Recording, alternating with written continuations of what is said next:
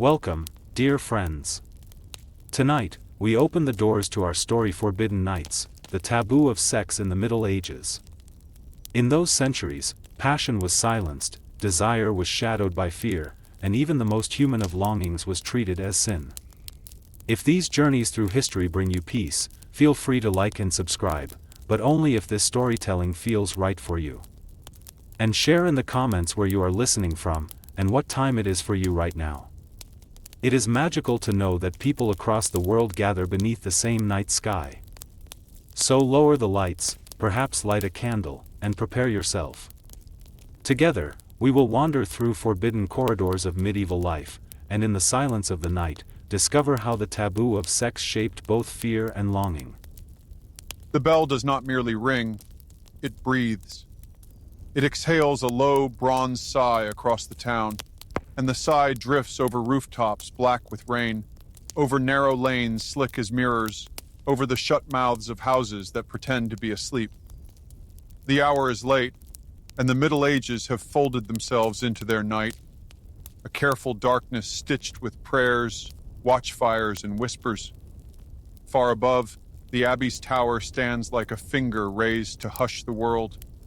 Below, flames are thimbles of light, cupped in hands, cupped in windows, cupped in the hollows of hearts that know what may be spoken and what must only be felt. Listen. A second bell answers from another quarter, then another, as if the town confesses in echoes. In the wooden ribs of a chapel, wax lowers itself in slow tears along a rosary of candles. A monk walks the cloister with a small light and a large silence.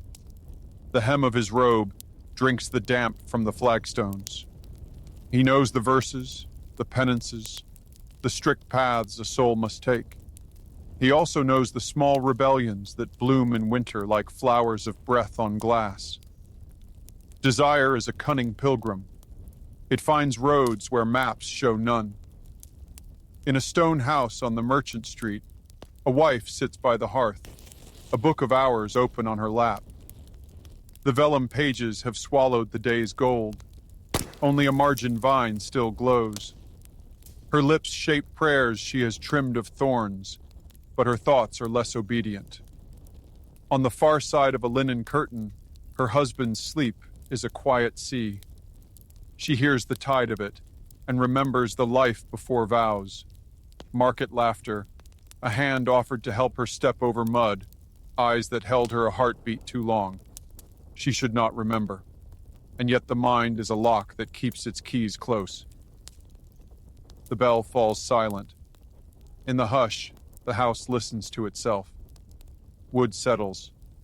Coals whisper their red prayer. She turns a page with two fingers, lightly, as if two butterflies touched. The linen curtain seems to breathe with the room. How thin it is between propriety and warmth. How like a veil the world becomes when one looks with both fear and longing.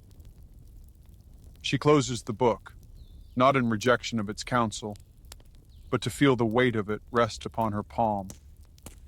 The body is a script one learns by living, and every gesture a letter. In the Middle Ages, writing is dangerous work. In the lane beyond the door, a watchman passes with a torch.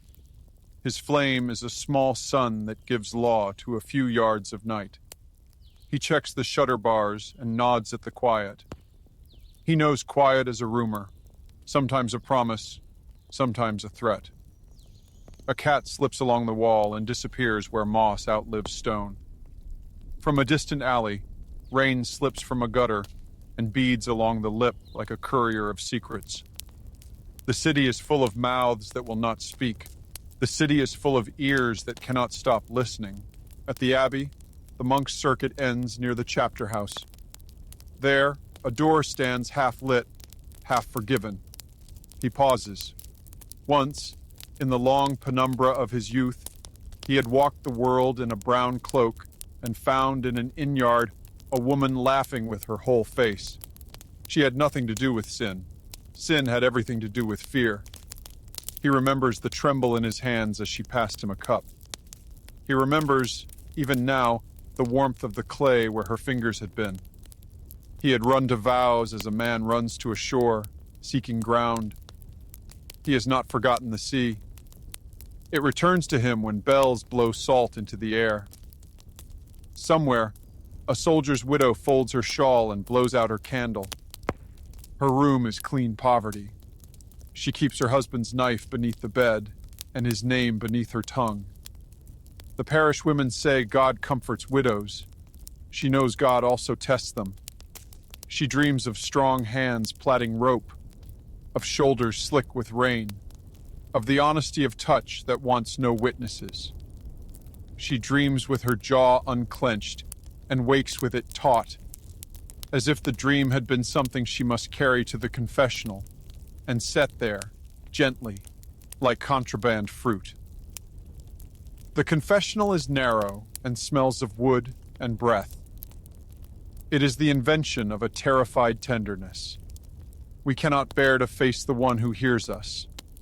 We cannot bear not to speak. Priests know the grammar of sin, its declensions and moods. They know the ways desire conjugates. I yearn, you tempt. He, she, it condemns. We promise. You repent, they remember. They know, too, what desire does not confess, the way it can soften a heart until charity flows easier, the way it can quicken mercy when judgment would rather halt. The church, like every mother, loves with limits. The soul, like every child, learns the shape of those limits by leaning against them.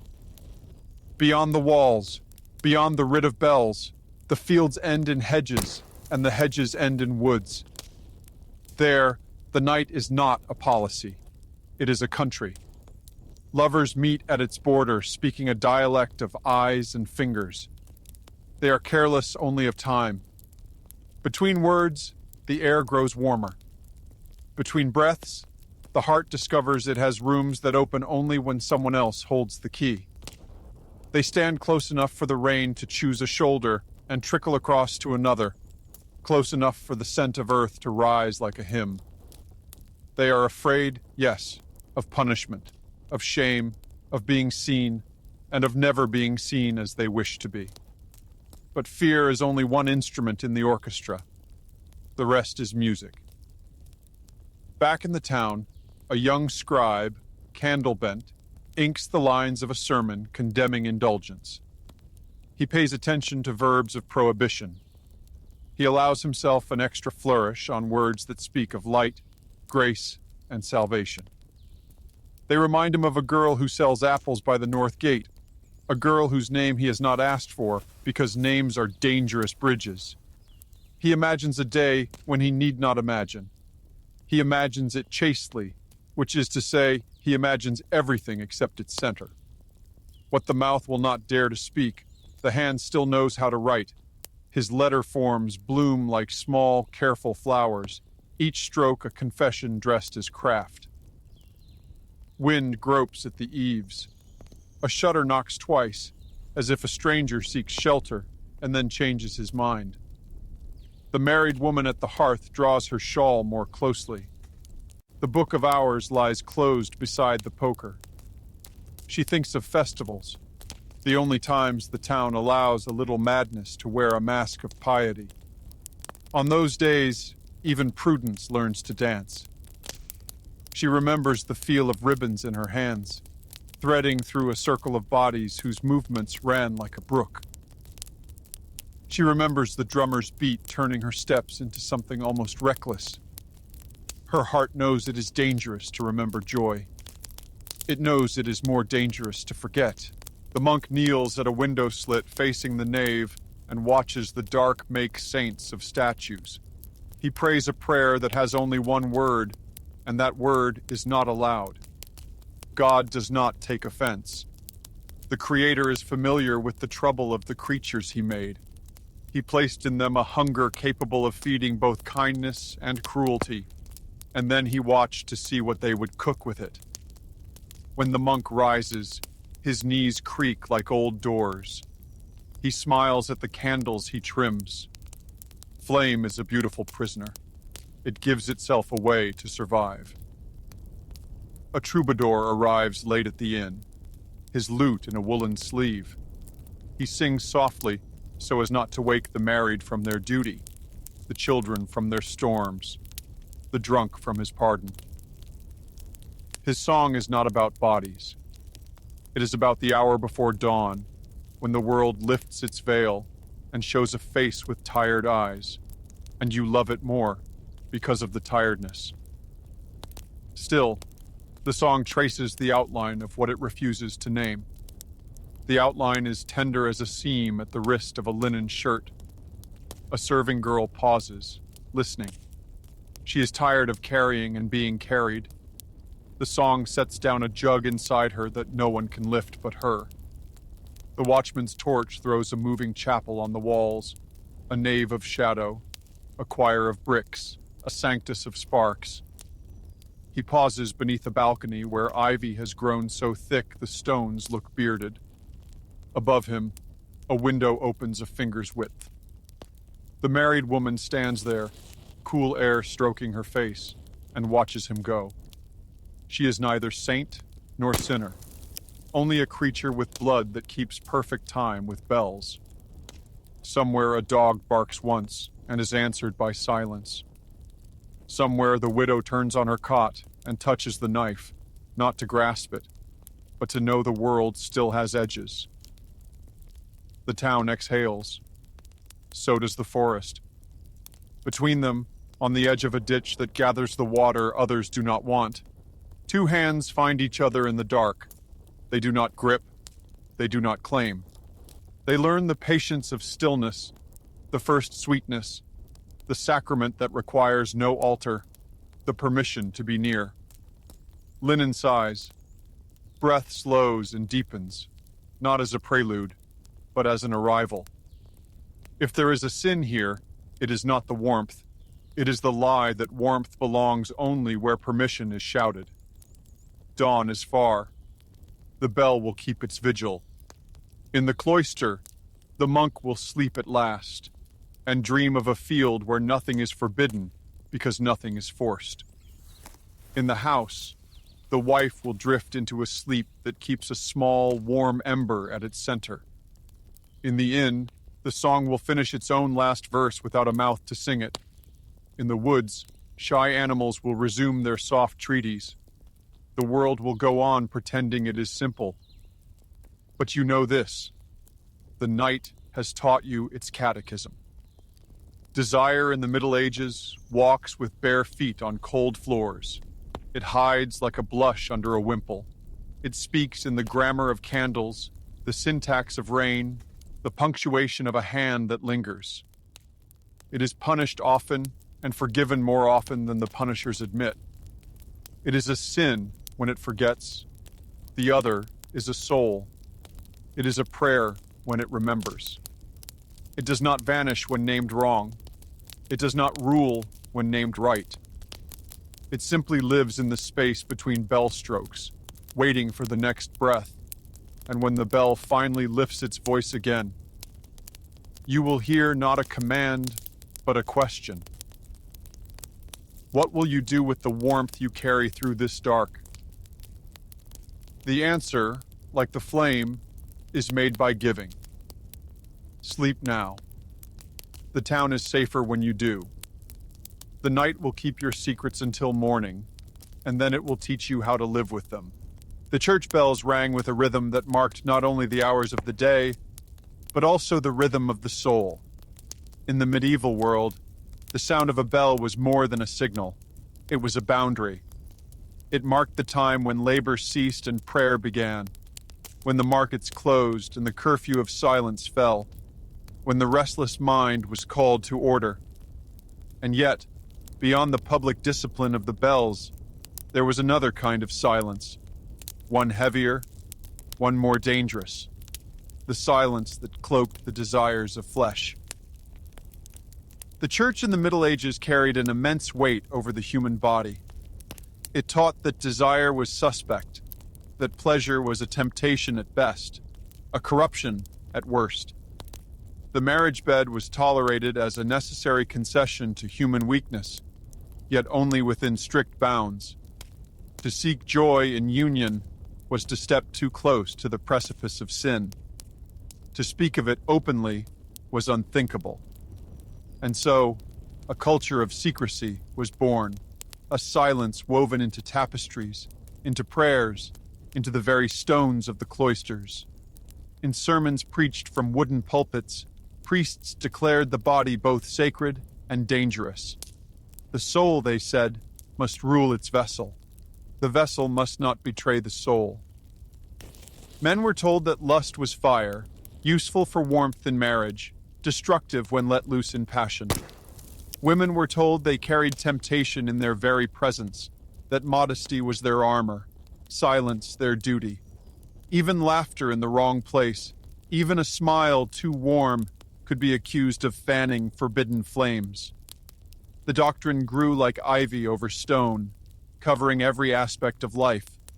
The calendar of holy days, the confessional booths, the penances imposed, all served to keep desire under surveillance.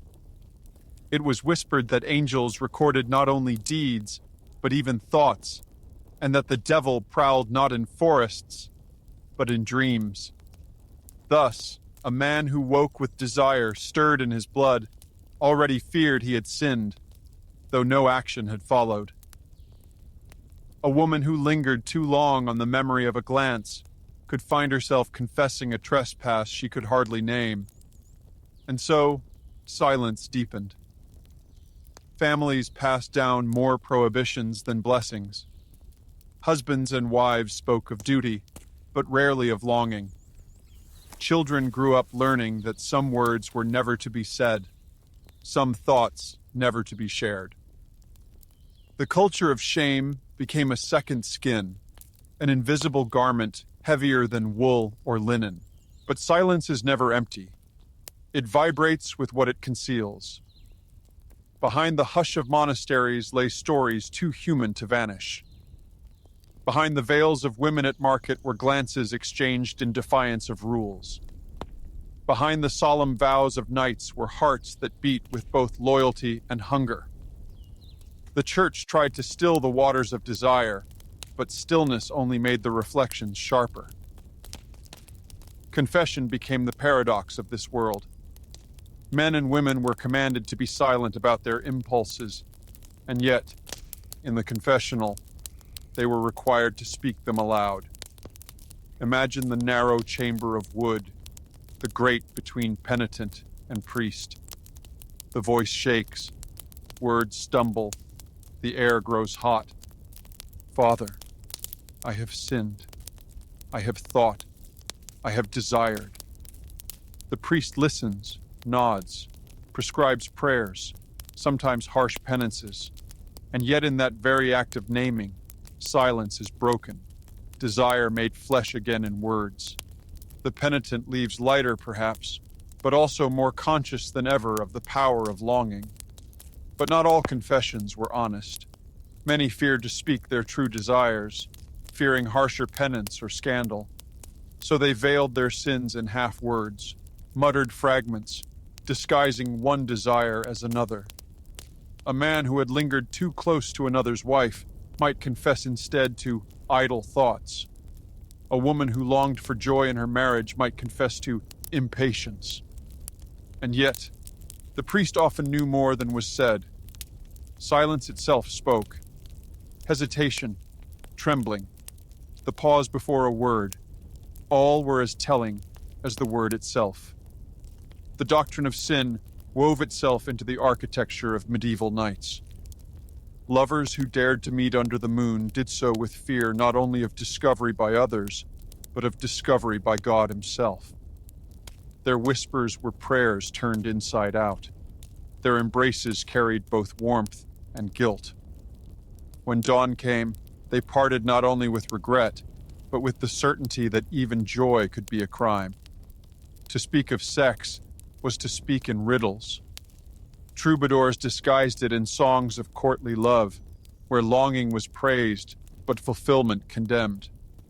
Poets wrote of roses and thorns, of wine and intoxication, symbols that masked and revealed at the same time.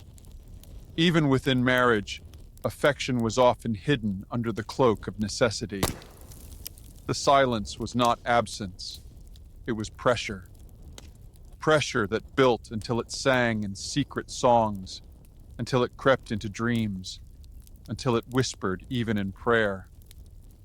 In the villages, mothers trained their daughters in silence more than in skill. Do not laugh too loudly, for men will notice. Do not look too long, for eyes are dangerous. Do not speak of what you feel, for feelings betray.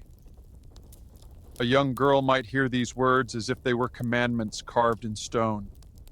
She might fold them into her bones, carry them into her wedding chamber, and pass them to her daughters. Thus, silence became inheritance, a dowry made of shadows. Meanwhile, young men learned a different lesson, that desire was their burden, but women were the cause. They grew up in taverns and markets hearing that women were snares, temptresses, even when women themselves had no more power than silence allowed. In this way, shame became a mirror each sex held up to the other, reflecting blame and fear instead of tenderness. Monasteries, too, were not immune. Behind cloister walls, monks and nuns fought their own silent wars with flesh. The rule demanded discipline, fasting, prayer. But human nature is stubborn. Dreams invaded, memories lingered, and the body refused to forget what it was made for. Some wept in solitude, others whispered to confessors, a few fell into scandal that spread like fire through towns. Yet even scandal was met with more silence, covered quickly, whispered about, but rarely addressed openly. The culture of shame shaped gestures, words, even the very way people moved. A lowered gaze, a hurried step, hands folded not only in devotion, but in restraint. Yet, beneath all the discipline, the heart remained stubborn. Silence, after all, is not the death of desire. It is its disguise. And in that disguise, the taboo gained its most powerful form, not as prohibition alone, but as mystery. For what is more powerful than the thing never spoken, the thing forever half seen? Thus, in the medieval world, sin and silence became companions. Together, they walked through the stone halls of castles and cloisters, through the thatched cottages of peasants, through the wide markets and narrow lanes. Together, they taught people to fear themselves, even as they longed to be more than themselves. And together, they left a legacy of whispers that still echo in the shadows of history. The marriage bed in the Middle Ages was not simply a piece of furniture. It was an altar. It was the place where the church's teachings met the realities of flesh, where vows were tested not in the light of ceremony, but in the darkness of nightly duty. To enter it was to step into a space heavy with expectations, of heirs to be born, of fidelity to be guarded, of desire to be restrained.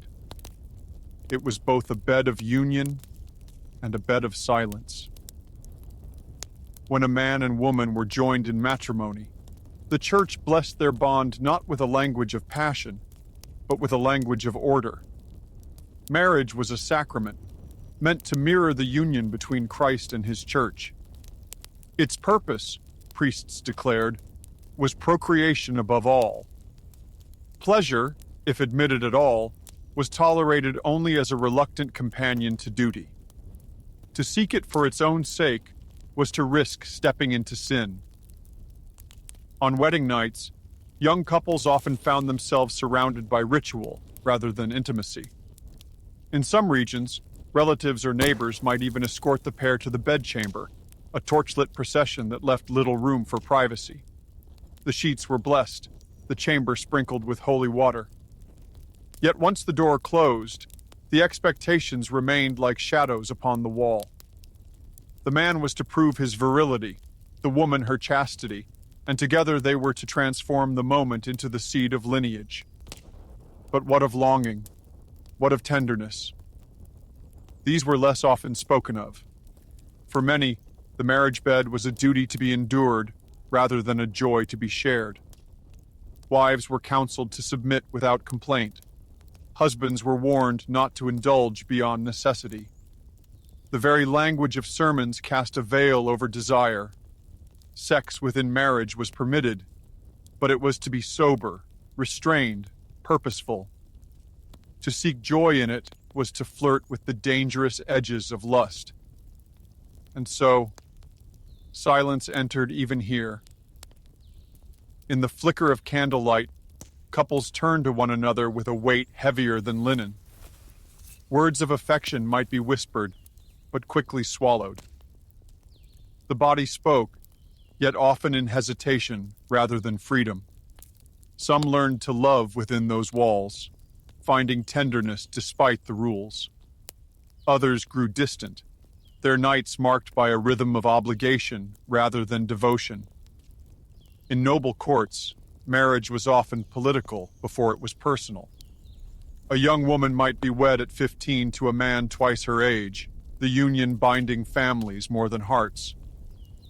The bedchamber became an extension of treaty and alliance. Love might bloom later, or it might never arrive. Many noble wives endured nights as part of their station, whispering their true hearts into the silence of tapestries. And noblemen, bound by duty, yet restless in spirit, often sought comfort elsewhere, while still demanding chastity at home. Among peasants, the marriage bed was humbler, but no less burdened. A straw mattress, a blanket, a single candle, and still, the same rules applied. Children were both blessing and proof. A barren union could invite whispers of divine displeasure, even suspicion of hidden sin. Women carried the weight of fertility upon their shoulders, often blamed when the cradle stayed empty. Men bore the shame of weakness if the lineage failed to grow. The bed, simple as it seemed, bore the gravity of destiny. The church, vigilant even here, set forth rules that astonish modern ears. Certain days of the week, certain seasons of the year, were declared unfit for marital union. Advent, Lent, feast days, even the night before attending Mass, all were times when the marriage bed was meant to remain untouched. Some chroniclers counted nearly half the calendar as forbidden. For couples who obeyed, intimacy became rare, rationed like a scarce resource. Desire did not vanish. It merely shifted into dreams and whispers. Confession loomed again. Husbands confessed to seeking their wives too often. Wives confessed to reluctance or to secret thoughts of pleasure. Priests reminded them that the body was a servant to the soul, that indulgence endangered salvation. And yet, in private, even confessors knew that human longing could not be so neatly trimmed. The line between sin and sanctity was a narrow bedrail. Many stumbled upon it, and many simply walked it in silence. There were stories whispered in villages of brides who wept on their wedding nights, not from cruelty, but from fear. They had been taught to guard their bodies as fortresses, and suddenly the walls were commanded to open. No gentle preparation, no shared understanding, only the weight of duty, the authority of the church, and the expectation of family. Some husbands were kind, learning slowly to blend tenderness with expectation. Others were impatient, treating duty as conquest. Both roles were shaped by the silence that wrapped the bed. Sometimes, joy pierced through despite the strictures. A couple might discover laughter in the dark, a whispered jest that broke the heaviness of ritual. A hand might linger in gentleness longer than necessary. A kiss might carry warmth rather than obligation. These moments were rarely spoken of, but they stitched themselves into memory. They were the hidden rebellions of the marriage bed, small mercies in a culture that insisted desire must be restrained. The paradox deepened with time. For those in long marriages, Routine often dulled tenderness. Husbands traveled, wives managed households, children filled the spaces between.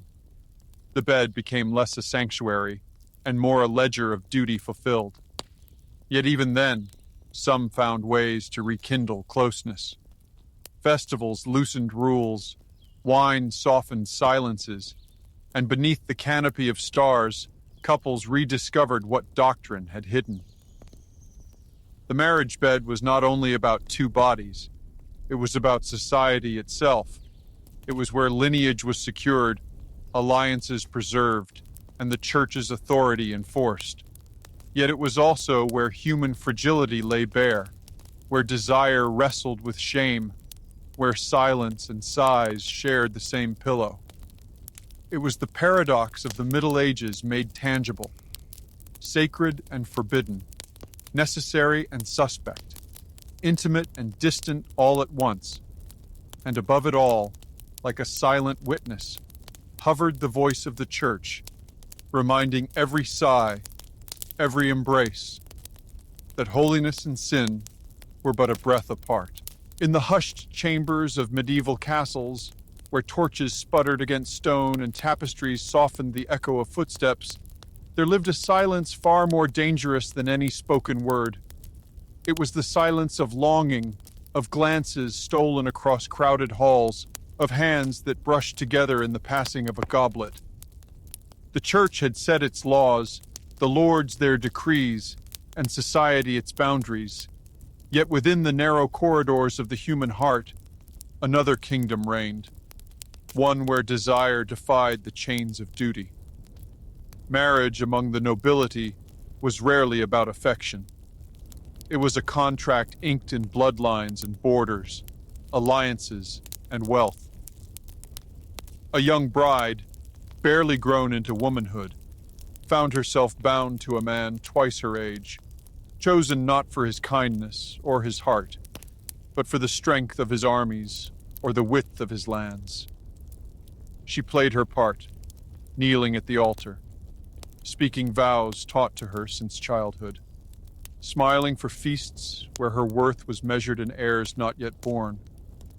But in her eyes, there sometimes flickered a spark, a hidden flame that neither husband nor priest could extinguish. That flame often found its reflection in the eyes of another. The knight was sworn to protect her household, to raise his sword for her lord, to bow his head when she passed. Yet behind the steel of his armor beat a heart as vulnerable as any poet's.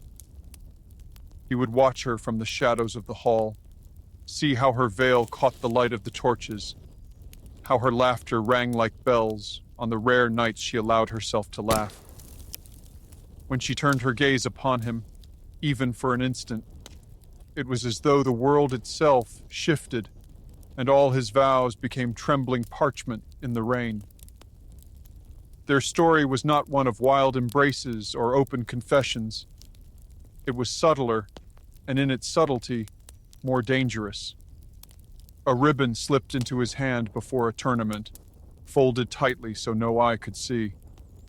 A word murmured at the edge of the chapel, cloaked beneath the hum of prayers. A moment in the garden, where ivy clung to the walls and shadows gathered at dusk, when her fingers, cold with fear, brushed his just long enough to ignite every hidden fire within them both. These were the moments that defined forbidden pleasures, not the act itself, but the anticipation, the trembling, the certainty that what should not be desired was desired all the more for its danger. The castle, with all its stone and steel, became a conspirator. Its halls muffled footsteps, its heavy doors hid whispers, its tapestries drank secrets like wine. Within its chambers, the lady embroidered by the window, while her knight stood reading verses aloud, their voices touching where their hands dared not. In the chapel, amid candles and relics, their eyes met during Mass, a fleeting glance more perilous than any embrace.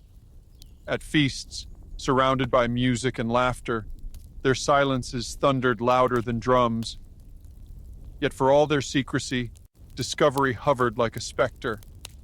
A single servant's suspicion, a rival's jealous tongue, a careless word could destroy them both. The punishments for women were especially merciless.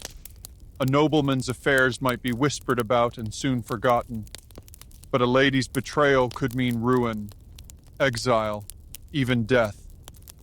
And so, their love was woven entirely of shadows, built of glances and whispers, of touches too brief to be noticed, too powerful to be forgotten. Beyond the castles, in villages and towns, forbidden pleasures thrived just as fiercely. A miller's wife lingered at the smithy longer than needed, watching the blacksmith's arms rise and fall with the hammer. A shepherd boy drew water from the well only when the farmer's daughter was near, their laughter breaking like sunlight through clouds. Their world was humbler, their risks no less dire. Gossip cut deeper than swords. A rumor in the tavern could scatter families, stain names for generations, and yet still the glances turned into meetings, meetings into embraces, and embraces into the secret fire that warmed their nights long after dawn had erased the stars. The troubadours sang of these loves, veiled in poetry, hidden behind the safe walls of courtly love. They sang of knights who longed but never touched, of ladies who inspired but never yielded, of passion so pure it was sacred because it was unfulfilled. Yet those who listened knew better. The songs were both shield and confession, disguising truth with roses and thorns, with chalices of wine and dreams of paradise. Courtly love was the poetry of danger, a language that allowed desire to speak in public, even as it burned in secret. But forbidden pleasures were not confined to nobles and peasants. They crept even into the cloisters, into monasteries and convents, sworn to silence and purity. A young monk kneeling in prayer found himself haunted by the memory of a woman who had once given bread at the abbey gate, her smile lingering longer in his thoughts than the words of the Psalms.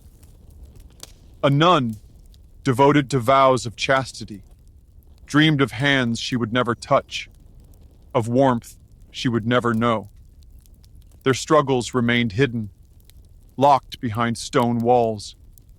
Yet even here, desire whispered. Some faltered, exchanging letters smuggled between books of prayer. A few were discovered, their shame used as warning to others. But most lived their long lives with the ache of forbidden dreams, battles fought silently within their souls. Not all forbidden pleasures were of flesh. Some were of recognition, of being truly seen. A lady whose husband never looked beyond her dowry might find her heart racing, simply because a knight spoke to her as though she were more than a contract. A man weary from toil might feel renewed because a neighbor's wife met his gaze with understanding. Sometimes the greatest pleasure was not the stolen kiss, but the forbidden intimacy of honesty, the dangerous sweetness of being known without masks. Night was their ally. Doors closed, candles flickered low, and shadows grew long. In the darkness, every sound was both friend and enemy. The creak of a stair, the whisper of cloth, the sigh of wind. Lovers moved with the caution of thieves, each step a gamble, each breath a prayer. Yet when at last their lips touched, when their hands entwined, the silence of centuries broke apart, and for one heartbeat there was no law, no sermon, no fear, only the wild truth of desire. Dawn was the enemy. With its pale light returned the masks. The lady seated beside her husband, the knight kneeling before his lord, the nun clasping her rosary tighter, the peasant woman stirring her pot while her husband watched. Forbidden lovers learned to live with the ache of distance, the memory of night concealed beneath the veil of day. Some endured it for years, never discovered. their love an unspoken thread binding their days. Others were betrayed by servants, rivals, or the cruel sharpness of rumor. Their punishments were swift: exile, penance, sometimes even execution. Yet the stories endured, whispered long after the lovers were gone, carried in song, in rumor, in tapestry, in silence itself. For in the Middle Ages, forbidden pleasures were never only about lust. They were about life, about being more than the roles dictated by law and church. They were sparks of humanity in a world that tried to quench every flame. And though the church thundered from its pulpits, though lords wrote laws upon parchment, though gossip sought to silence every whisper, still desire bloomed. It grew in glances, in songs, in letters folded into prayer books, in gardens and cloisters, in feasts and in fields. It grew like flowers pushing through stone, daring the world to notice. And when night fell and the bells tolled across towns and villages, every heart knew the truth. The world could command silence, but desire would always whisper. Behind the high stone walls of monasteries and convents, the world imagined purity. To peasants in the villages and nobles in their halls, those cloisters were sanctuaries where desire had been banished, where flesh had been conquered by prayer, where angels surely walked among men and women who renounced the world. They were spoken of as fortresses of silence, untouched by sin. Bells rang at dawn and dusk. Chants echoed beneath vaulted ceilings. Incense curled upward like visible prayers. Yet behind the carved doors and locked gates, another truth persisted, quiet but relentless. Human desire did not disappear at the threshold. It entered with them, lay beside them in their cells, whispered to them in their dreams. For the monk, rising before dawn, clutching his psalter as frost gathered on the stone floor, the body did not cease to stir, simply because he willed it so. For the nun, kneeling before the crucifix, fingers tight around the rosary, visions sometimes swam unbidden. The warmth of a hand she had never held, the softness of lips she had never touched. They had vowed to silence, but silence magnifies echoes, and in the silence of cloisters, every heartbeat sounded louder, every longing more distinct. Life within the monastery was meant to strip away the world. Men and women surrendered families, fortunes, futures. They laid down names, inheritances, marriages that might have been, the chance of children. In exchange, they took vows: poverty, obedience, chastity. Poverty and obedience were difficult, but possible. Chastity was a different matter. For desire is not like gold, to be renounced, nor like property, to be sold. It is written into blood and breath. The absence of touch made touch burn hotter in imagination. The denial of desire made desire grow sharper in memory. What was renounced at the altar often returned in the cell at night, relentless as the tide. The chronicles, careful though they were, could not fully hide this truth. Scandals broke through, sudden as lightning in dark skies. A prior accused of lying with a novice. A nun discovered with child, her belly expanding under her habit while the convent whispered of demons or miracles, until the truth emerged more plainly. Rumors spread as quickly as incense smoke. Priests slipping into cloisters after compline, letters exchanged under the guise of confession, meetings arranged in gardens shadowed by moonlight. For every rumor denied, two more arose.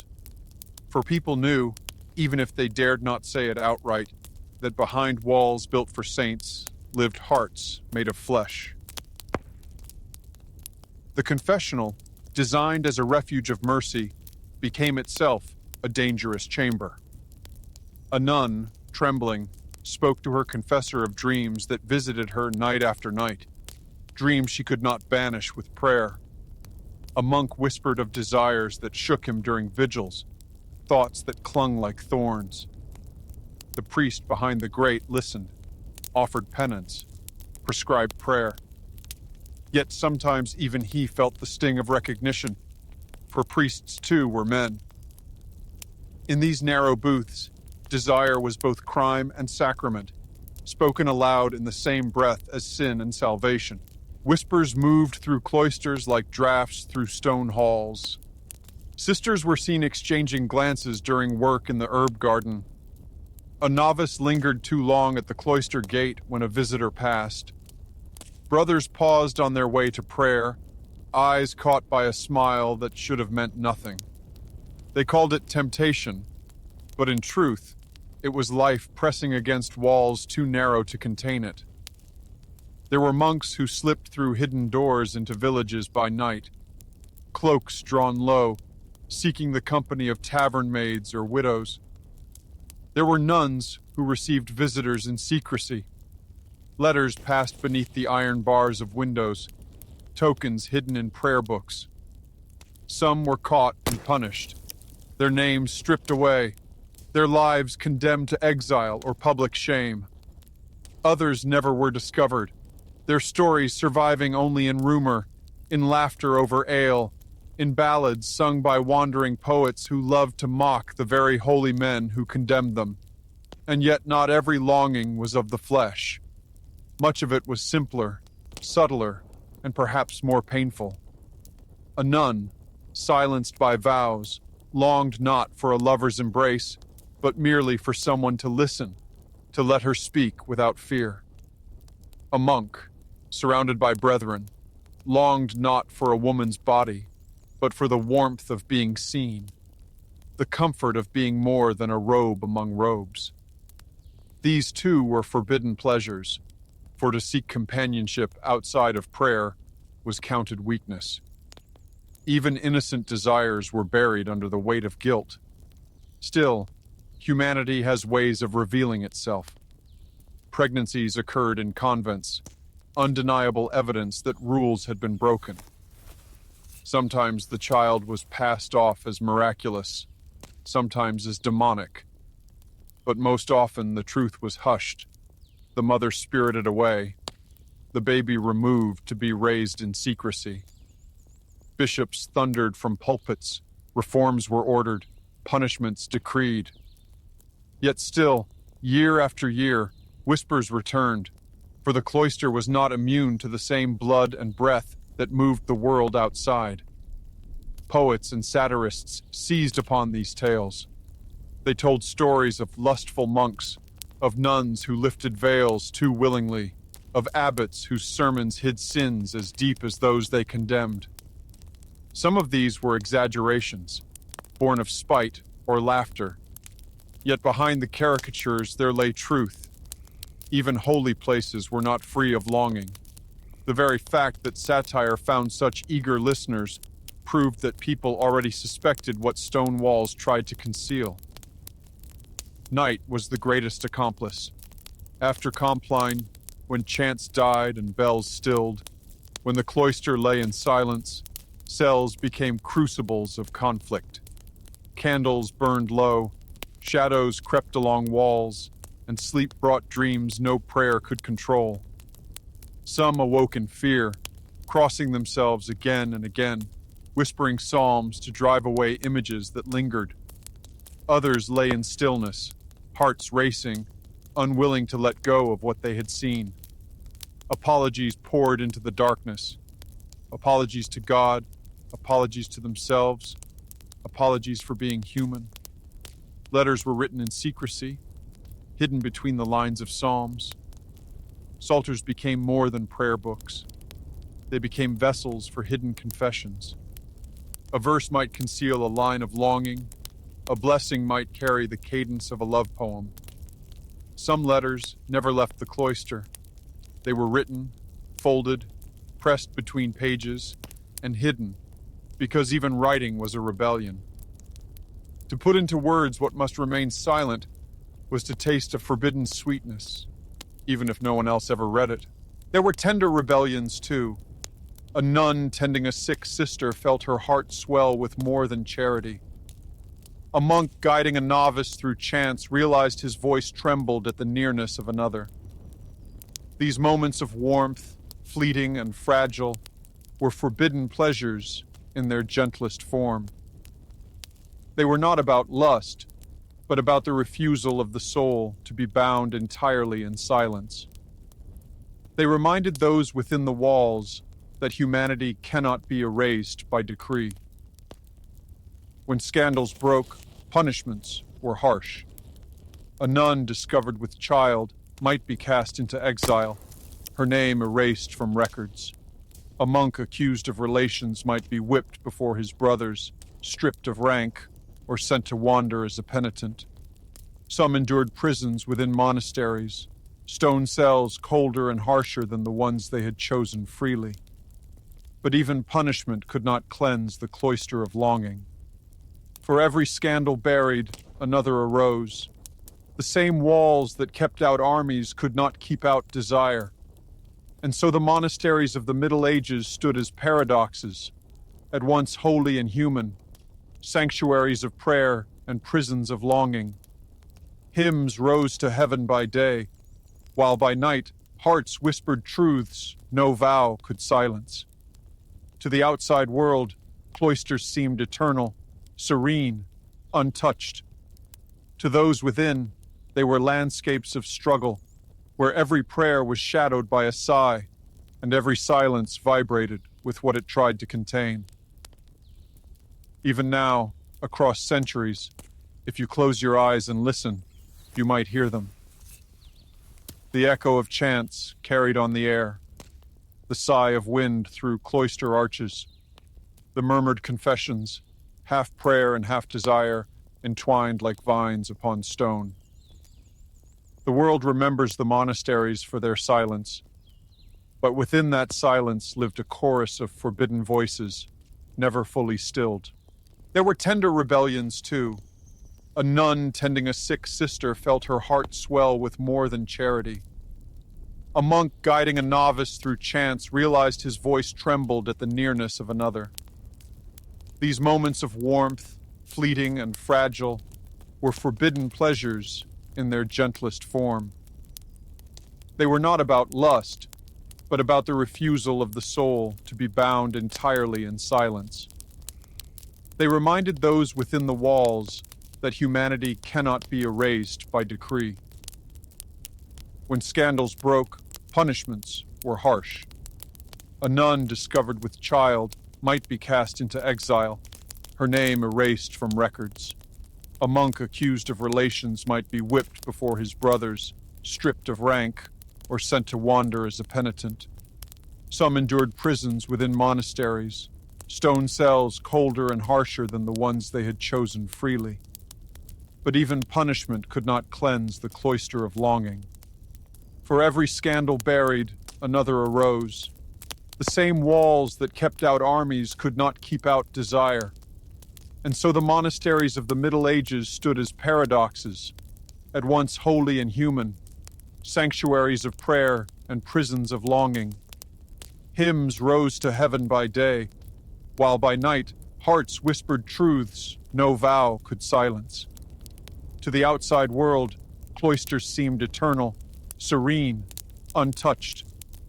To those within, they were landscapes of struggle, where every prayer was shadowed by a sigh, and every silence vibrated with what it tried to contain. Even now, across centuries, if you close your eyes and listen, you might hear them. The echo of chants carried on the air, the sigh of wind through cloister arches, the murmured confessions, half prayer and half desire, entwined like vines upon stone. The world remembers the monasteries for their silence, but within that silence lived a chorus of forbidden voices, never fully stilled. The laws of the flesh in the Middle Ages were written not upon parchment alone, but upon the very skin of those who lived beneath them.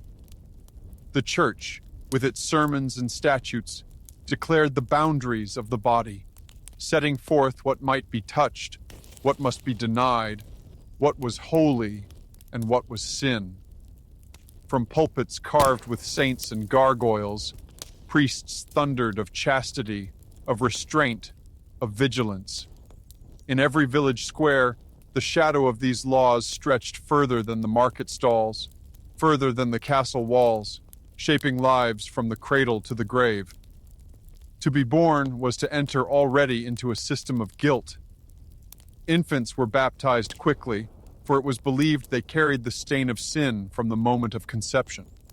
Original sin clung like a garment no human could shed, and thus, even before desire awoke, the body was marked by suspicion.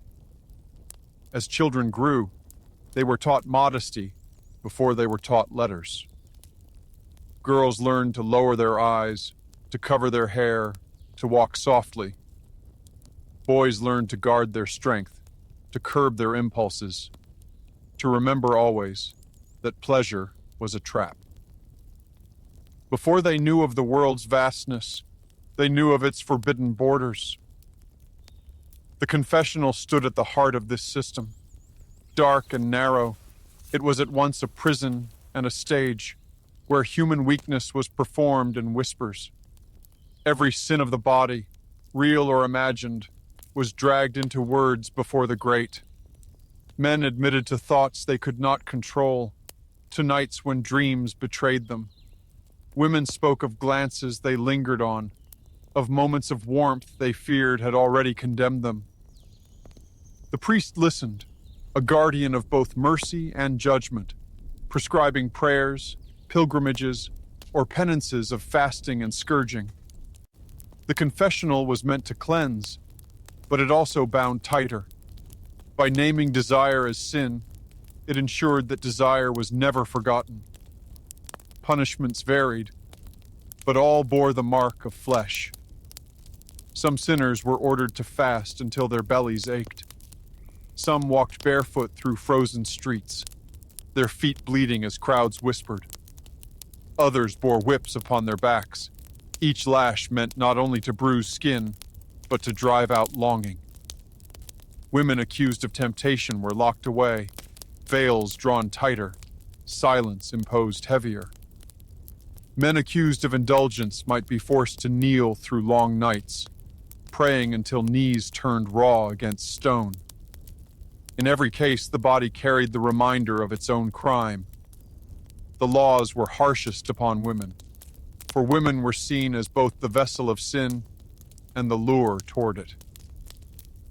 Eve's story was told again and again. The fruit plucked, the fall begun, the curse upon all generations. Women were taught that they bore temptation in their very being. Their hair was to be covered, their laughter subdued, their desires silenced. A woman who sought pleasure was a danger not only to herself, but to the souls of men. Her body was marked as battlefield, where virtue and vice contended endlessly. Men, too, were not free. Though they held more power, they were told their lust was fire, to be kept small enough to warm a marriage, never allowed to blaze into joy. A husband who sought his wife too often was warned in confession, for indulgence was sin even in matrimony. A young man whose eyes lingered on a maiden's beauty was told he had already fallen in his heart. The law of the flesh was not only about deeds, but about thoughts, about glances, about the restless stirrings of the night. Public punishments reminded all of the cost of transgression. Adulterers might be paraded through the streets in shame, garments torn, heads bowed, while villagers spat or threw stones. Fornication outside marriage was punished with fines, whippings, or exile. Women who bore children out of wedlock were condemned as whores, often cast out, while the men who fathered them slipped away with lighter blame. The imbalance was clear. The weight of sin rested heavier on women's shoulders, though desire beat in every chest. Songs and stories carried warnings. Ballads told of maidens who succumbed to temptation and were abandoned, their souls lost. Sermons thundered of men who indulged and were struck down. Even plays performed in market squares carried lessons, with devils chasing lustful characters into fiery pits. At every turn, people were reminded that to desire was to endanger eternity, and yet, beneath the thunder of rules, the whisper of humanity persisted. Couples in marriage found moments of tenderness despite warnings. Lovers met in secret, hearts choosing risk over silence. Even priests and nuns, sworn to higher callings, confessed to thoughts they could not banish. The laws of the flesh declared desire dangerous, but in declaring it so, they made it more vivid, more alive, more impossible to ignore. The rhythms of the year bore these laws deeply. Entire seasons were forbidden. Advent, Lent, holy days upon holy days. Some chroniclers counted that nearly half the year was closed to intimacy. Husbands and wives kept apart not by lack of love, but by calendars inked with prohibition. In such scarcity, desire sharpened. Nights forbidden grew hotter in dreams. Touches denied in daylight found their way into midnight thoughts. The law tried to contain, but it only redirected, and longing spilled like water through cracks in stone. For women, the burden was double: to be silent about desire and to bear its proof if it came. A woman who grew pregnant outside wedlock carried visible evidence of transgression, while the man might vanish into shadows. A barren wife was accused of hidden sins, punished not for excess, but for lack. Her body was judged no matter what it did or did not produce. For men, the proof of sin was harder to see, but their confessions kept them tethered in guilt, bound to prayers that sometimes felt like chains. The church taught that penance cleansed the soul, but the scars of punishment lingered on skin, in memory, in reputation. A woman whipped in public carried not only the stripes, but the shame. A man forced to confess before his village carried the weight of every whisper afterward. These punishments, intended to restore order, often deepened silence. People learned not to speak of what they felt, not to admit, not even to themselves. Desire retreated inward, where no whip could reach, but where guilt lived like a second heartbeat.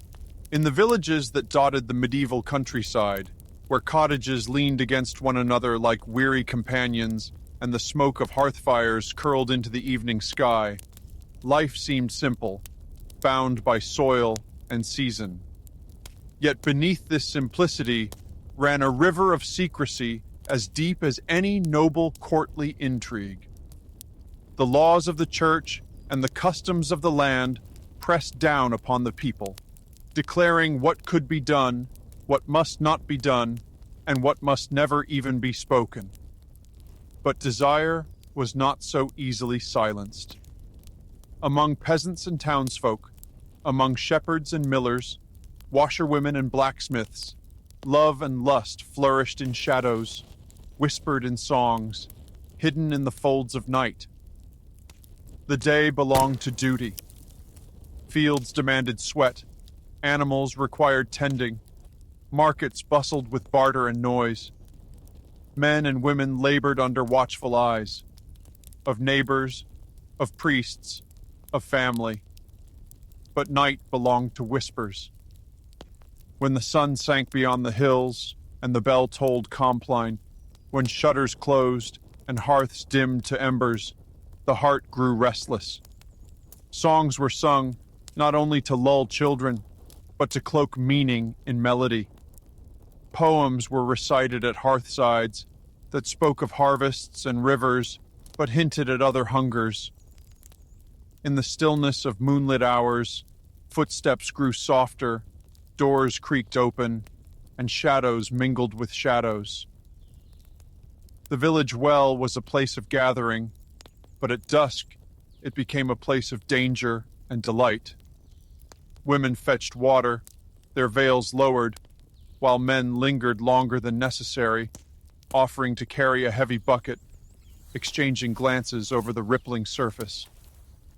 The blacksmith, his arms strong from hammering iron, found excuses to pass by the mill, where the miller's daughter sang to herself while sweeping grain dust from the floor. A shepherd, returning late with his flock, paused when he saw the farmer's wife leaning against the fence, her eyes catching the lantern glow. These encounters were brief, wrapped in silence, but in their brevity lay power. Folk songs carried the weight of what could not be spoken. A ballad might tell of a bird trapped in a cage, yearning to fly. Every listener knew it spoke of a woman bound in marriage. A shepherd's pipe might play a melody rising and falling like sighs, and the girls at market would blush, though no word had been spoken. Poetry was carved not only in parchment, but in memory, passed from mouth to ear like contraband. "Sing me the song again," lovers would whisper, for in the verses of longing, they heard the truth of their own hidden lives. At festivals, when wine flowed and bonfires crackled, the line between duty and desire blurred. Dancing in circles, hands clasped, faces flushed, men and women stole moments under the veil of merriment. A hand lingered too long in another's. A body pressed closer during a turn. The rhythm of drums carried more than joy. It carried invitation. And though priests watched with stern eyes, warning of excess, the people knew that festivals were moments when life's heaviness could be briefly set aside. And in that setting aside, love and lust slipped easily into the shadows. But secrecy was survival. A woman's reputation could be destroyed by a single rumor. A man could be fined, whipped, or cast out for fornication. And so affairs of the heart were woven with caution. Lovers met in barns, beneath haystacks, where the smell of straw and earth masked their presence. They slipped into forests, the trees keeping silent watch over their embraces. They met on narrow paths by moonlight, the night sky vast above them, their voices low as though even the stars might betray them. Every moment of closeness carried both joy and fear, both rapture and risk. There were poems that survived, written by unknown hands, that spoke of these encounters. She passed me in silence, yet her eyes held me captive. I carried the weight of her glance all night, heavier than any yoke. Such lines were recited in whispers, for they contained too much truth. They told of a world where longing was not reserved for nobles and their troubadours, but lived equally in cottages and taverns, in the hearts of ordinary men and women whose lives were bounded by labor, but whose dreams were boundless. And though desire was often hidden, its presence was plain in the births of children, in whispered scandals, in sudden rivalries. A girl with a swelling belly and no husband was judged harshly, often punished, yet everyone knew that such things happened because humanity was stronger than rules. A man caught visiting another's wife might be beaten or fined, yet he risked it still, for what he sought could not be found in law or duty. Even priests, who thundered against sin by day, were sometimes rumored to walk by night, seeking what they condemned. The people gossiped in hushed tones, but rarely with surprise. For who among them did not know the pull of desire? Night was the great accomplice. After the day's toil, after the prayers, when houses quieted, secrets awakened. A wife slipped from bed while her husband slept heavily from ale. A young man crept from his cottage, guided by the faint glow of a candle in a window. Lovers lay upon the earth itself, grass cool beneath them, sky vast above, whispering words they would never dare to speak by day. Their voices were like songs, soft and fleeting, carried by the wind. In those hours, the world's weight lifted, and only the rhythm of heartbeats mattered. Even within marriage, lust was bound by rules. The church declared which nights were forbidden, which acts were sinful, which pleasures too indulgent. But among the people, love often slipped past these decrees. A husband and wife who truly cared for one another found joy in each other, despite sermons. They whispered not of sin, but of comfort, not of duty, but of warmth. Their laughter in the night was a rebellion more powerful than any law, for it declared that love could survive even under the heaviest of burdens. The songs of villagers carried such rebellions quietly.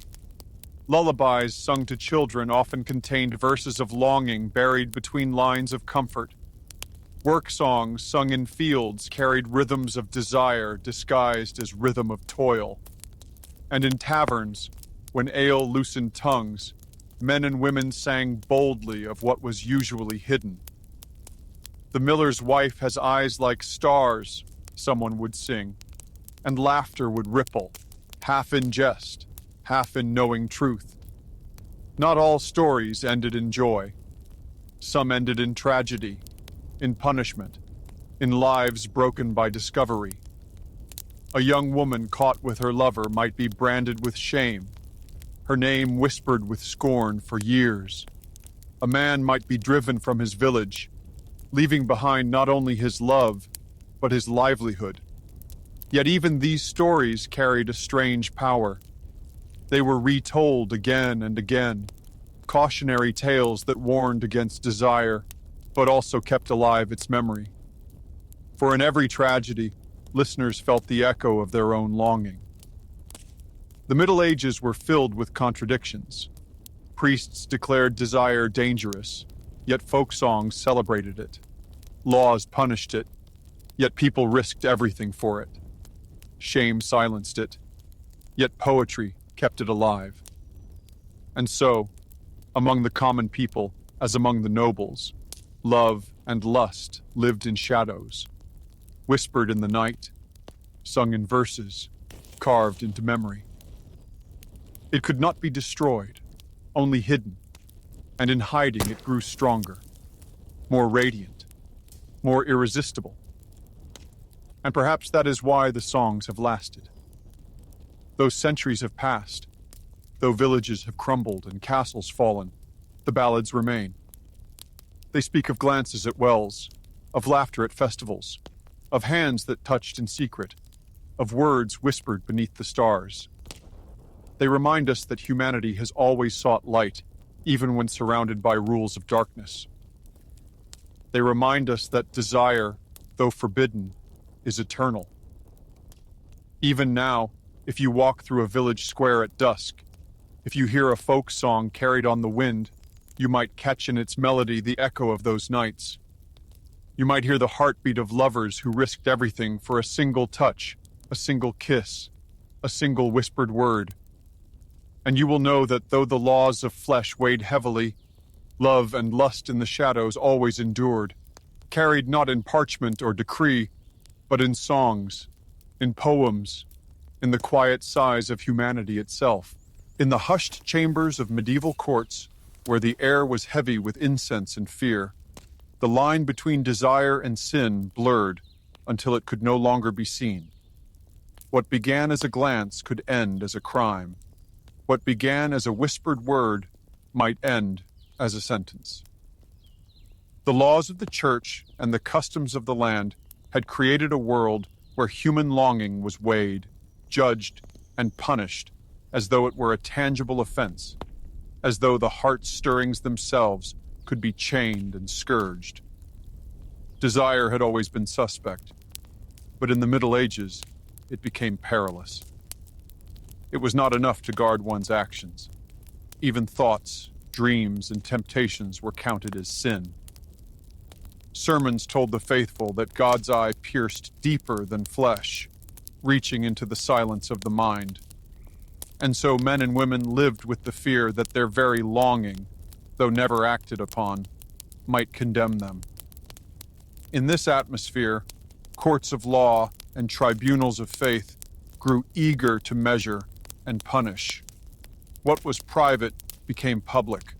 What was secret was dragged into the square.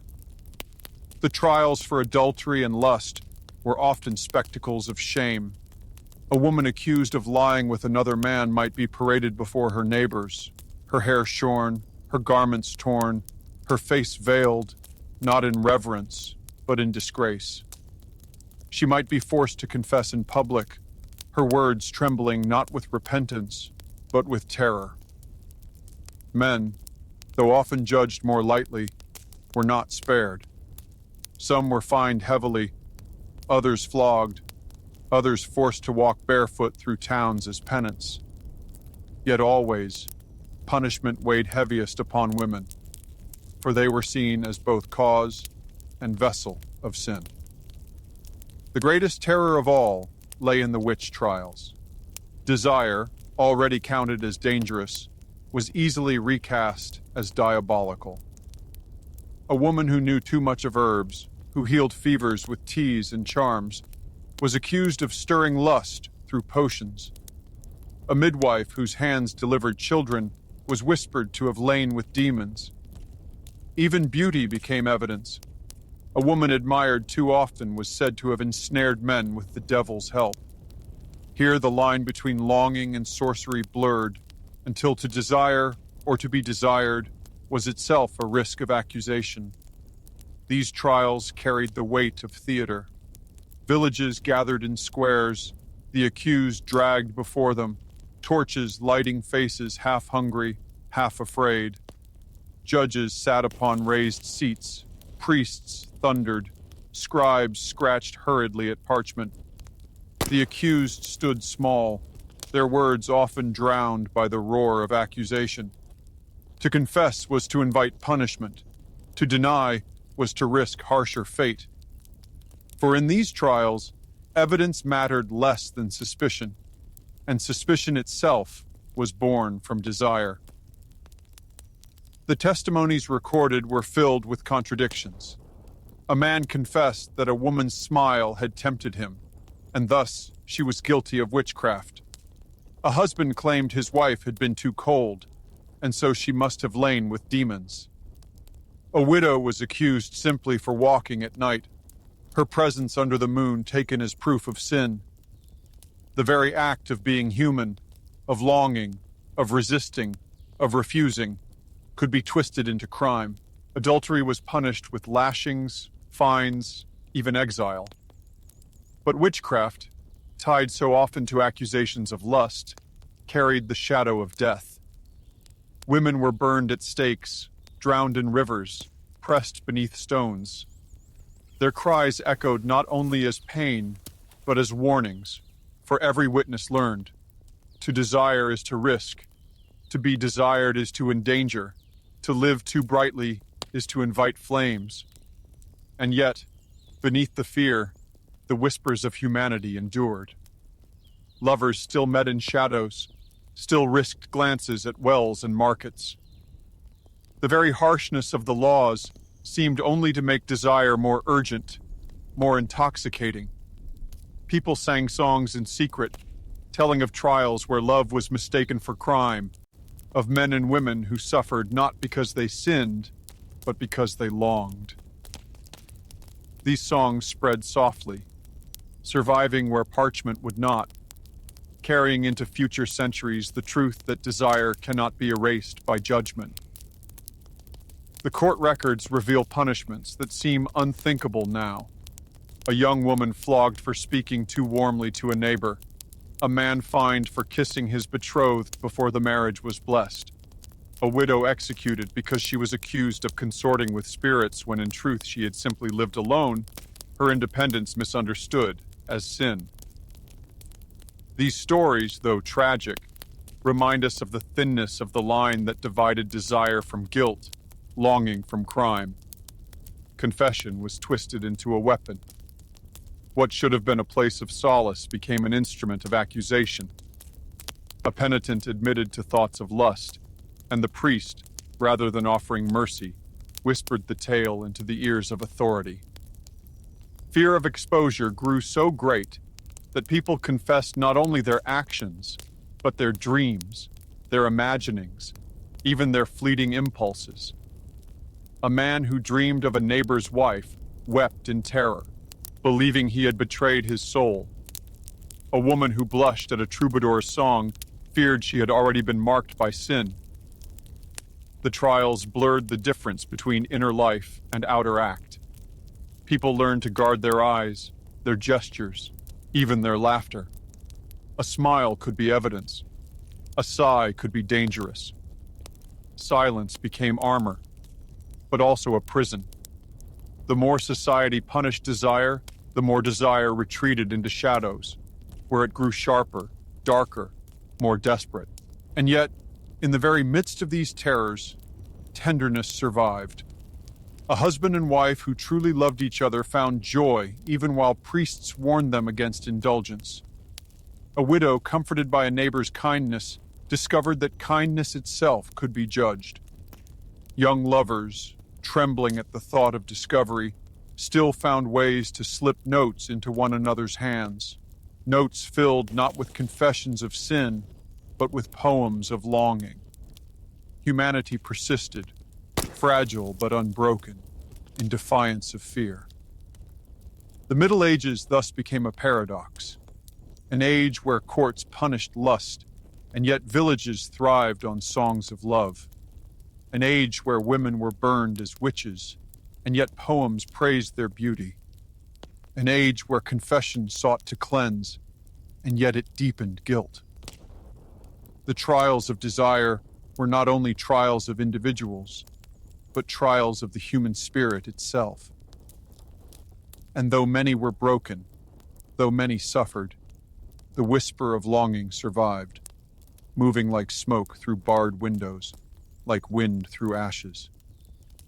Even now, across centuries, those echoes remain.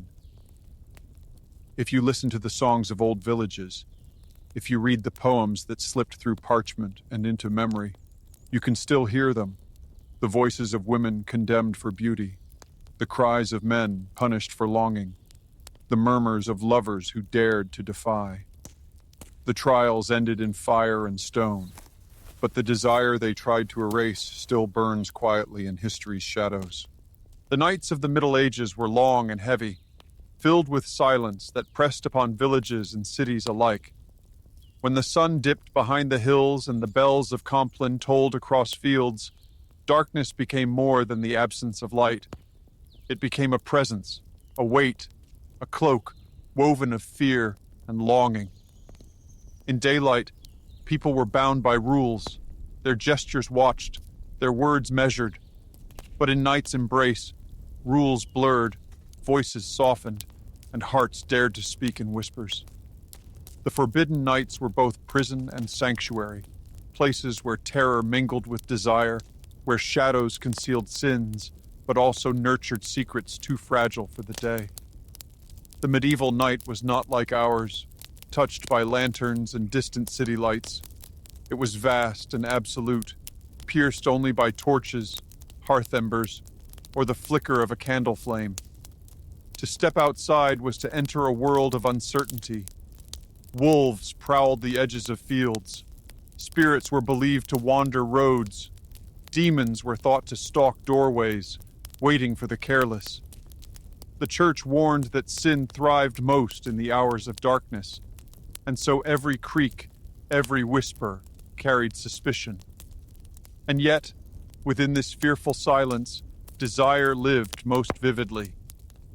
The same shadows that concealed danger also sheltered longing. For many, night was the only time they could truly breathe. The miller's wife, who spent her days watched by neighbors, found freedom only when her husband's snores filled the cottage and she could slip outside, her bare feet silent on the dirt path. The young shepherd, whose work kept him in fields by day, carried his pipe into the night, playing soft melodies that drifted like invitations through the air. A widow, condemned to loneliness by custom, sat at her window with a single candle. the flame flickering like a beacon for eyes that sought her. Their hearts beat faster, not only because of love, but because of fear. The knowledge that discovery meant shame, punishment, perhaps even death. It was in forbidden nights that human longing reached its sharpest edge. The darkness itself seemed alive with whispers. Lovers who met in barns beneath the smell of hay and earth spoke as softly as possible, yet every word felt magnified, resonating in their blood. Their hands trembled not only from passion, but from terror, for any sound might betray them. And yet that very terror heightened their closeness. A kiss stolen under torchlight was no ordinary kiss. It was an act of defiance against a world that sought to bind their every gesture. A touch beneath the stars carried more weight than 100 embraces in daylight, because it was forbidden, because it was wrapped in risk. The people of those nights lived in a world where desire and crime were often indistinguishable. To feel longing was to suspect oneself of sin. To act upon it was to endanger life and soul alike. And so, the night became a stage where human beings performed the most delicate balancing act. To surrender enough to feel alive, yet not enough to be destroyed. Every meeting was a trial, every caress a gamble. But they risked it still, because without it, life felt too heavy, too silent, too bound. Songs of the Forbidden Nights have survived, though altered, disguised, reshaped through centuries. They speak of roses blooming in shadows, of nightingales singing where no one dares to walk, of candles burning secretly behind shutters. These songs are metaphors, yet their meaning is plain. They tell of desires that could not be spoken in daylight, of loves that lived only between dusk and dawn. The troubadour who sang of a caged bird knew his listeners understood. The cage was marriage. The bird was longing. The night was the only time the song could be sung. Fear was constant. The darkness was filled with dangers imagined and real. Demons were said to tempt sleepers, slipping into their dreams to stir desires too shameful to confess. Women were warned to guard themselves, for witches might steal into cottages, spreading lust or curses. Men were told to cross themselves at nightfall, for the devil prowled most fiercely in the hours of silence. And yet, despite all these warnings, people still left their homes, still crept into fields, still whispered beneath trees. Fear could not extinguish desire. It only sharpened it, made each touch more urgent, each glance more sacred. There were nights when entire villages seemed to hold their breath. During Lent, when abstinence was enforced, couples lay apart in beds, their hands folded in prayer, their bodies aching with what could not be spoken. On holy eves, when priests warned that even married love must be restrained, the silence of cottages grew so heavy it seemed the air itself was watching. Yet within that silence, thoughts burned. A husband might turn restlessly, dreaming of his wife's warmth, though he dared not reach for her. A woman might stare at the ceiling beams, longing for the arms that tradition told her she must refuse. These nights, forbidden by law and calendar, were paradoxically filled with the greatest intensity of desire.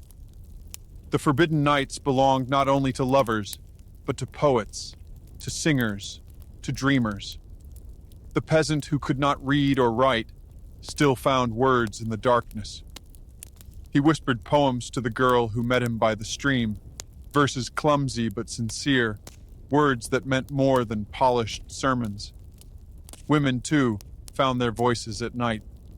A lullaby sung to a child might carry hidden verses, lines meant for absent lovers, disguised beneath soothing melodies. Night was the realm of creativity, because it was the realm of secrecy. What could not be declared in daylight was spun into song by moonlight. And always, there was the fear of discovery. The rustle of leaves might be a lover, but it might also be a neighbor, or a priest, or a guard.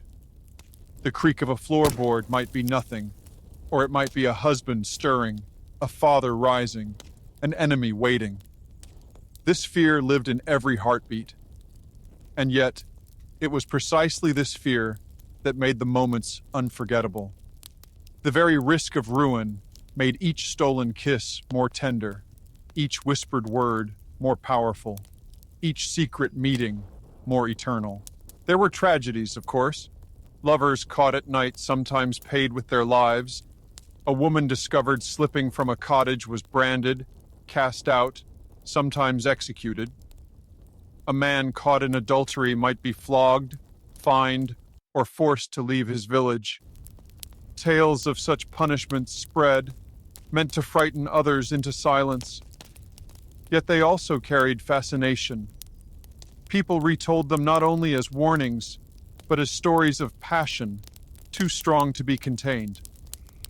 The more authorities tried to crush desire, the more it seemed to bloom in secret, fed by danger, watered by fear. The forbidden nights thus became metaphors themselves. They symbolized the struggle of the human soul, torn between fear and hunger, between obedience and defiance, between the weight of law and the lightness of love. To step into the night was to step into mystery, into a world where the heart might lead astray, but also where it might find its truest freedom.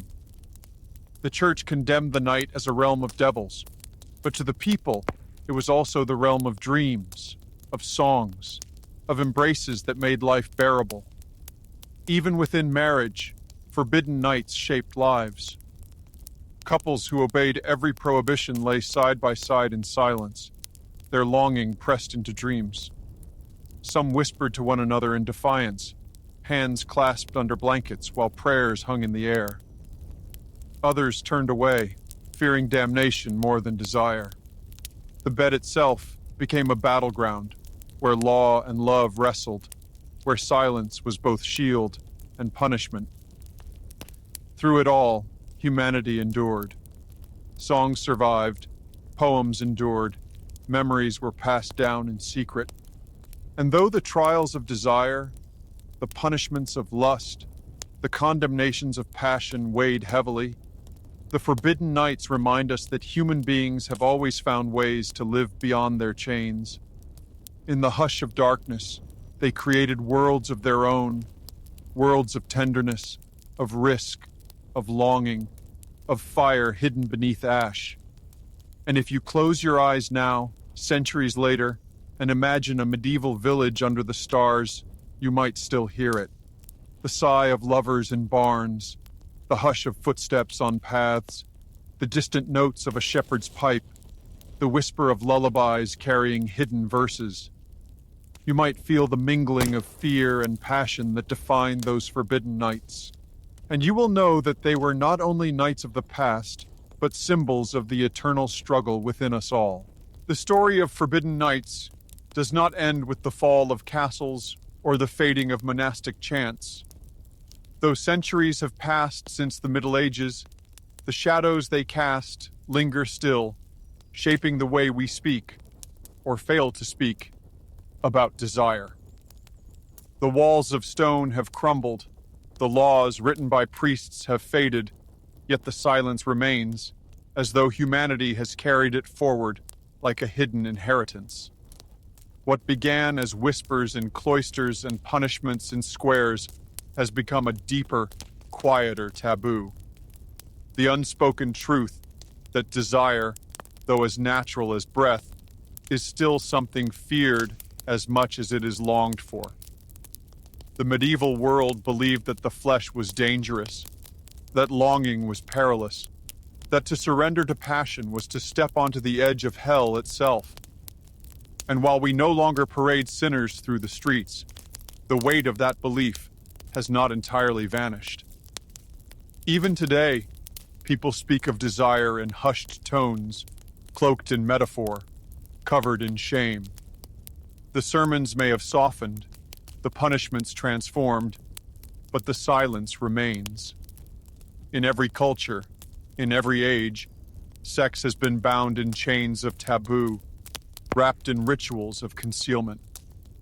What was once enforced by priest and whip is now enforced by custom and conscience. The taboo lingers in language. We cloak the body in euphemisms. We avoid directness. We turn away from what is most human. To say too much is still to risk scandal. To reveal too openly is to court judgment. Even in our age of freedoms, silence speaks loudly. It tells us that desire belongs in the dark, not in daylight. It reminds us that the whispers of the Middle Ages have become the whispers of modernity, different in form, but the same in essence. This silence is not only fear, it is fascination. Just as villagers once leaned in to hear tales of adultery or witchcraft, so do we lean closer to stories of passion and scandal now. The forbidden has always drawn us, precisely because it is forbidden. To break silence is to feel the thrill of transgression, to step into the night of history where every sigh was both sin and salvation. The taboo remains not simply as a chain, but as a fire, one we approach with both terror and hunger. The inheritance of the Middle Ages lies in this paradox. We are drawn to what we are told to fear. The sermons of old declared lust a devil, and yet the devil was irresistible. The courts condemned desire, and yet desire blossomed in secret gardens, in barns, in songs sung under stars. Today, though the torches and tribunals are gone, the same paradox endures. Desire unsettles us. It is at once sacred and profane, beautiful and terrifying, the spark of life and the threat of chaos. The night itself remains our greatest metaphor. In medieval villages, darkness was feared as the hour of demons, yet it was also cherished as the time of lovers. Now, centuries later, the night still holds its double meaning. It is the time of dreams, of secrecy, of intimacy, hidden from the gaze of the world. The night shelters us, just as it sheltered those who whispered in barns and courtyards long ago.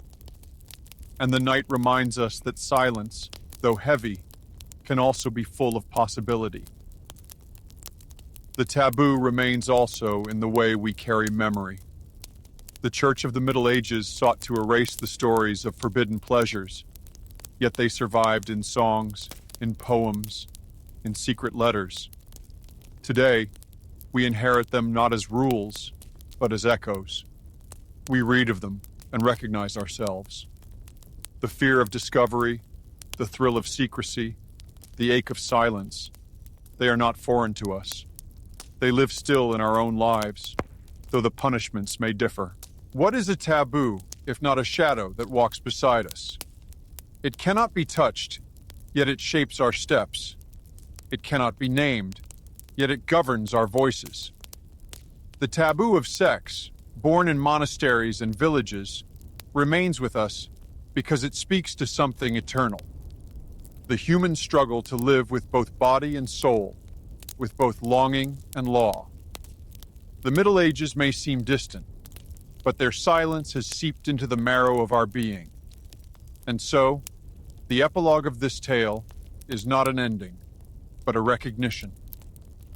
We carry the silence forward, but we also carry the whispers that resisted it. Every age has had its forbidden nights, every culture its laws of flesh, every people their taboos. Yet every age has also had its rebels, its poets, its lovers who defied the silence and left traces for us to follow. Their courage, their longing, their secret words remind us that humanity cannot be silenced forever. The eternal night is not only fear, it is also wonder. It is the place where imagination grows, where dreams are born, where longing finds its voice. The night is the mirror of the soul, reflecting both the shadows we dread and the stars we seek. To step into it is to step into ourselves, to face the truth that we are creatures of desire as much as creatures of faith. The taboo remains because it is part of us. It is the shadow we cast, the silence we keep, the fear we carry, the hunger we hide. It is not something to be erased, for it is woven into our history, our language, our hearts. To understand it is to understand ourselves. And so we end not with resolution, but with acknowledgement. That desire and fear, love and silence, taboo and longing, are threads that will never fully be untangled. They bind us still, as they bound our ancestors, as they will bind those who come after us. And in this endless night, this night that stretches from past to present to future, we walk with both terror and tenderness. We whisper in shadows, we sing in secrecy, we dream of what is forbidden. We live in the tension between fear and hunger, and in that tension lies the essence of what it means to be human. The taboo remains, the silence continues, but so too does the longing, eternal as the night itself.